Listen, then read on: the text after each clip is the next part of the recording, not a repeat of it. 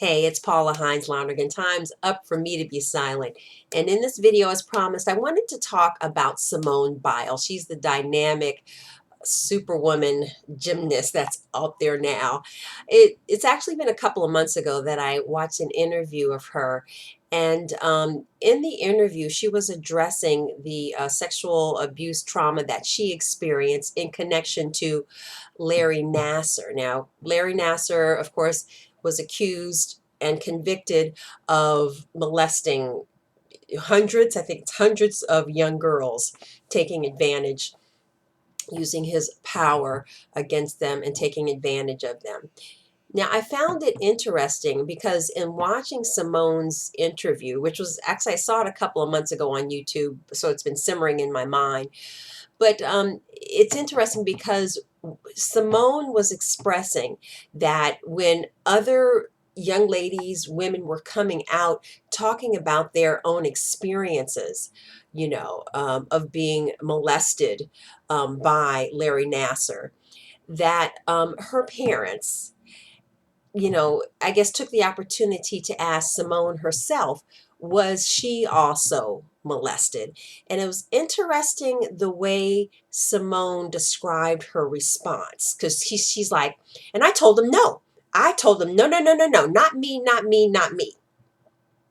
However, I guess as, Simone thought about it some more and reflected on it, and I guess perhaps listened to other people's experiences, she finally had to admit to herself that she too had been molested and taken advantage of by Larry Nassar.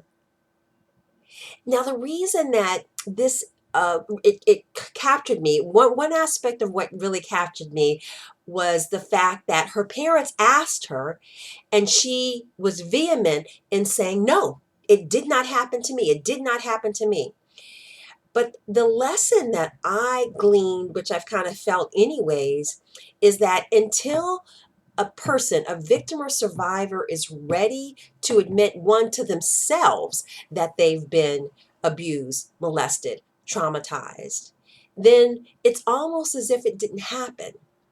Not that it didn't happen, but a person sometimes will take the denial to their grave if they're not ready to say, yes, it happened to me, or in other words, me too. And I can relate to that because I thought that the abuse, molestation that I suffered as a child, that I was going to take it to my grave. I had no idea I would actually come out and talk about this to my parents, to my family members. I thought it was something I would go to my grave with. But it got to the point where I had to face, I guess, myself first and say, no, no, no, this is your reality and this is what you need to do about it for my own health, mental and emotional. I did talk about it. But once again, a person has to be ready to admit it to themselves. And Simone got to that point where she was ready to admit it to herself, and then subsequently went to get the help that she needed in order to work toward the healing from what she experienced.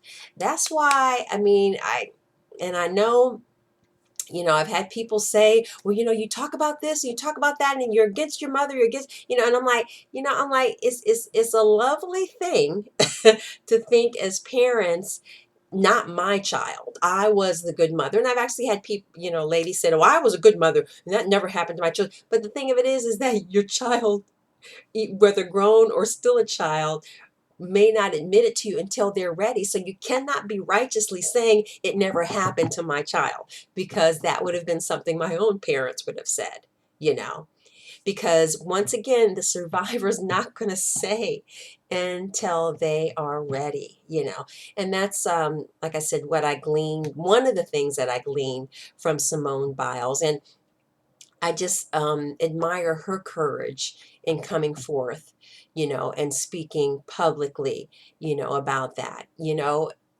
at the point that she was ready to do so.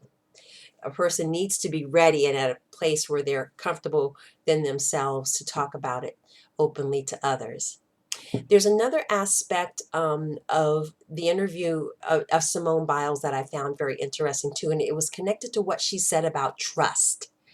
So what I'm going to do another video on Simone Biles, my viewpoints and thoughts about what I gleaned from watching her interview, but that'll be an upcoming video that I'll do. Anyways, contact me, email, pass me a note, send me an old-fashioned letter. I'm here.